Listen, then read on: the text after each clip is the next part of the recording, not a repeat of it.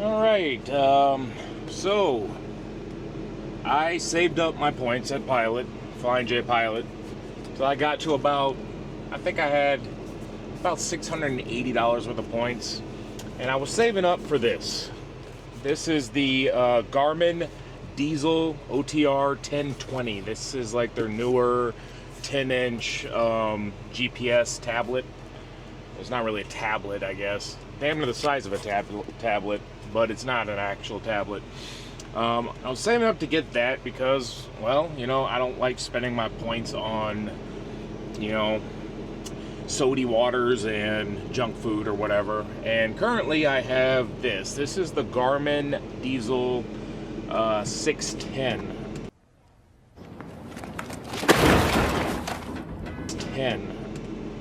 And it's good. It's fine. It works fine.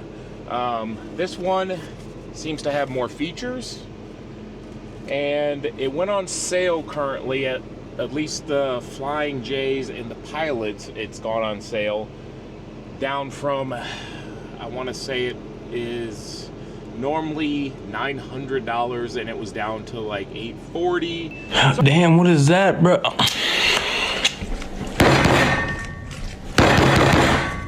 So I mean, I came out of pocket probably close to $200 for this, and for me, it's, you know, you pay $200 for something like this. It's gonna last many years, so it's worth the expense. I'm not really gonna do a super in-depth unboxing here, but let me show you what you get in the box, and then later on, we'll do a little jump cut, and I will take you to, like, kind of my, after I've had some time with it and I've set it up and linked it to all my stuff, I'll take you and tell you kind of like my overall views of it. So obviously you get the tablet. This is my first time opening the box. So I don't know, I watched a couple review videos. I don't remember everything that's included. So you take out the cardboard slip, you got a bunch of loose odds and ends stuff. Now it is a magnetic base, so the back of this is magnetic and it snaps. No, there goes the box. So it just snaps on and off. This appears to be, yep, it's a suction cup for the window, which is probably where I'll end up mounting it. I find that dash mounts don't really stay that well. Although they do give you a dash mount, they give you the standard, what's that, just the little DC power adapter or power plug. They give you a USB-A to USB-C. It is white, so that would only be a 0.1, I believe. And then they give you a ball joint for actual screw mounting, and yep, then they got some screws for you if you want to put some holes in your dash, which, you know, maybe I will.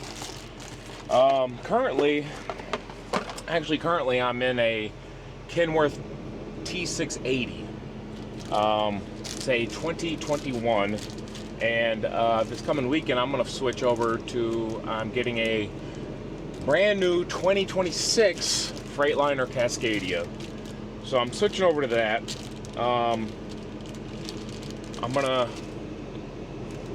To me it feels like there's more windshield in there. I've been in them.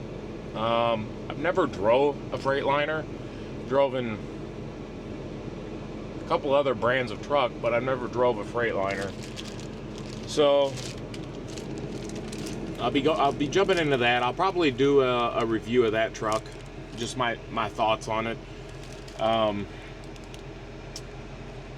Kind of sad to be leaving the old Kenny,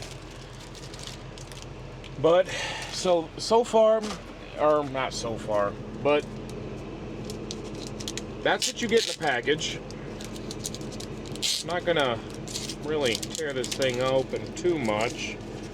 Maybe I'll fire it up and get the updates installed while I drive to my pickup this evening. There she is. pretty good size, damn near as big as my Samsung tablet. It's a 10-inch screen, so quite a bit larger than my other Garmin. So the visibility on this is going to be a lot better. I'm thinking with the smaller Garmin, I'll just put my final destination for my trips into that. And then this, I'll just do what I normally do, which is my next stop down the line. The thing that appeals to me the most about this is the live weather alerts. So I'm excited about that. I don't know what this plus and minus is. I'm assuming it's some kind of volume control in the back.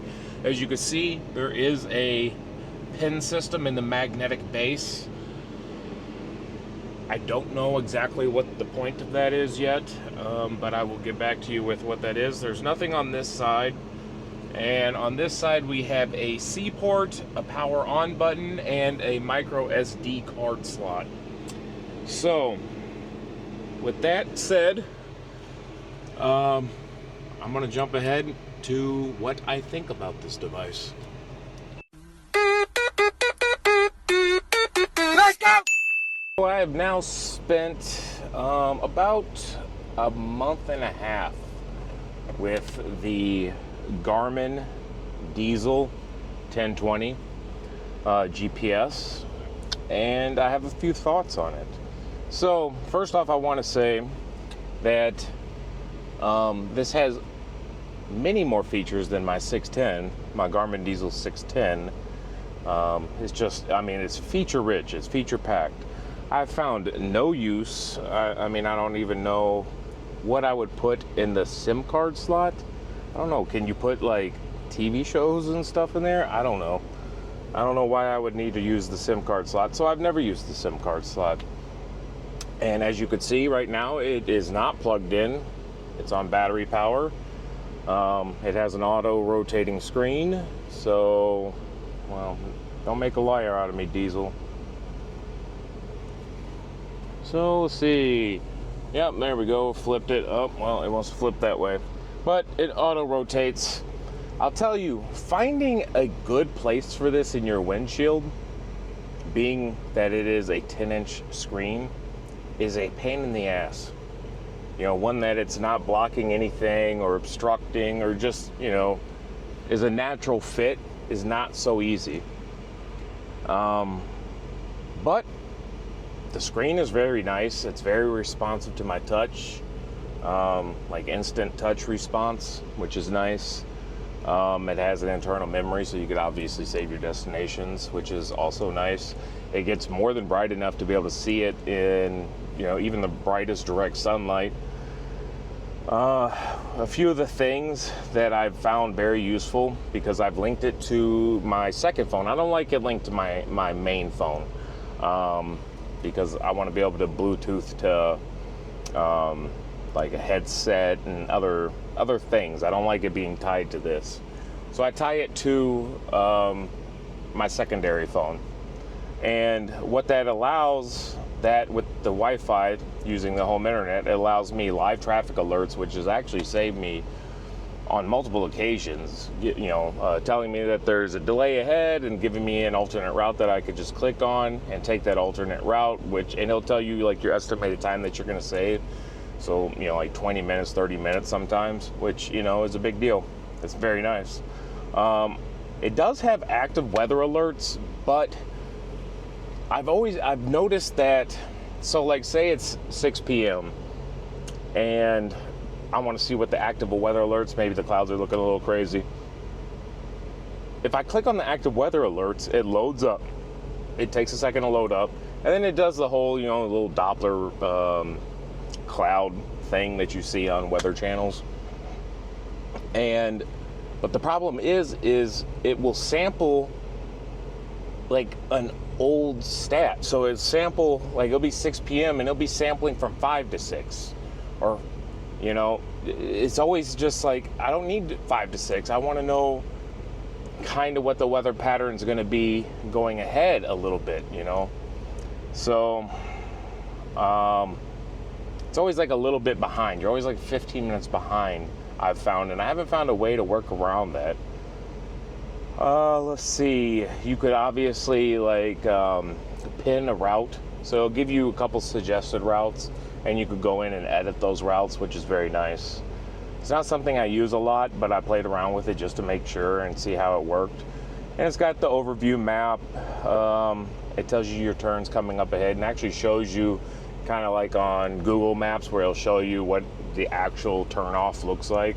So there's, you know, less confusion when you're driving up and you're saying, is that the one I need or whatever.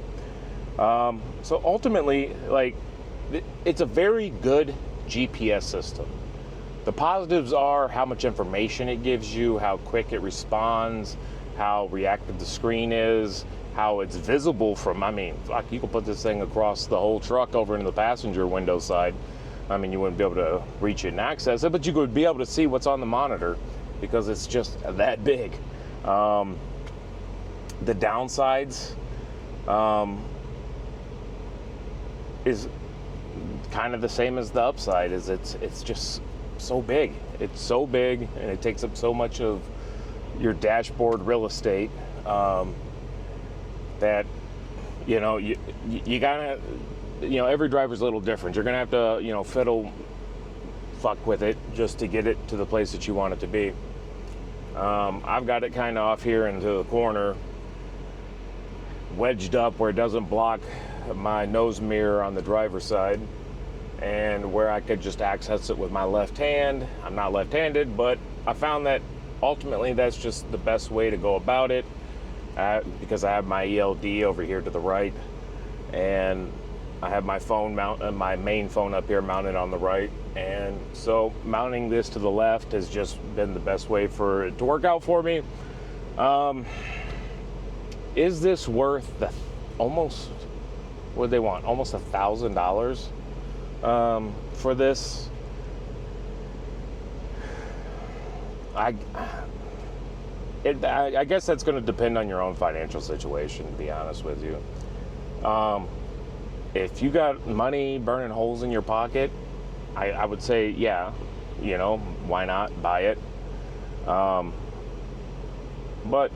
if this is a luxury. This isn't a necessity. Now, Trucker GPS is a necessity, but this right here isn't necessary. You could get a much smaller GPS with a lot of the same features as this for half the cost.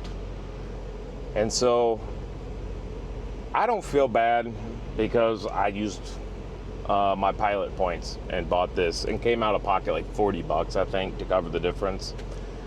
And I think it's on sale too right now at most of the Pilots and Flying J's that I've gone past. For now, it's $100 off.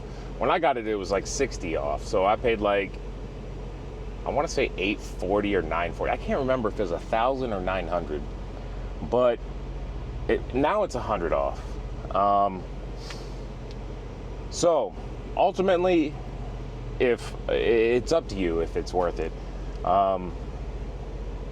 Everybody places value in things a little bit differently. I will say this, it is a good GPS system, and it's got every feature that you could want in a trucker GPS. You're not going to buy this and say, oh, I should have upgraded. Well, there's no upgrade that I know of from here, but you know, sometimes you go buy a lesser GPS and then wish it could do more than it can do, and then you end up somewhere down the line just dropping the money for the bigger GPS, kind of like what I did, although I spent points on both of them. But with this, you're not gonna sit back and wonder, like, should I spend money on another GPS? If you buy this GPS, this is gonna be your GPS right here.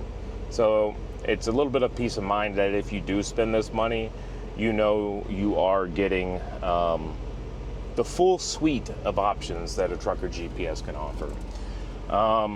So I guess that's on you to decide if it's worth it or not.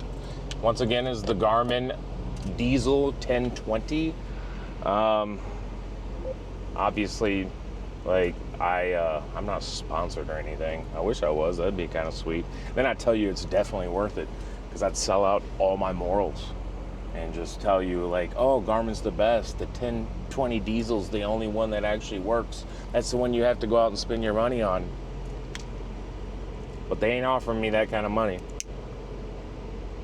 If they were, I'd be telling you that. But they're not. So, I'm just a brokey who spent his points on a ridiculous GPS system. So, yeah, if you have the points, it's definitely worth it. What else are you going to spend them on? Fucking truck stop hot dogs? Like, what are you going to spend them on? Like, save that shit up. Buy something that's worth having. I don't spend... So listen, with my truck stop points, I've bought the 5,000 watt Cummins inverter. I bought my Garmin 610 GPS. I bought this 1020 GPS. And I'm starting to get enough points now. I might, I don't know, drop for a fucking retarded, ridiculous headset next. You know, one of these trucker headsets. Even though I use my Samsung earbuds and they seem to be perfect for trucking. Nobody can even tell I'm driving a truck. But that's neither here nor there. Now I'm getting off topic. That's my review of the 1020 Garmin Diesel thing. I don't know. Can't take it with you. The money, that is. So spend it how you want to. And with that, peace. Drive safe.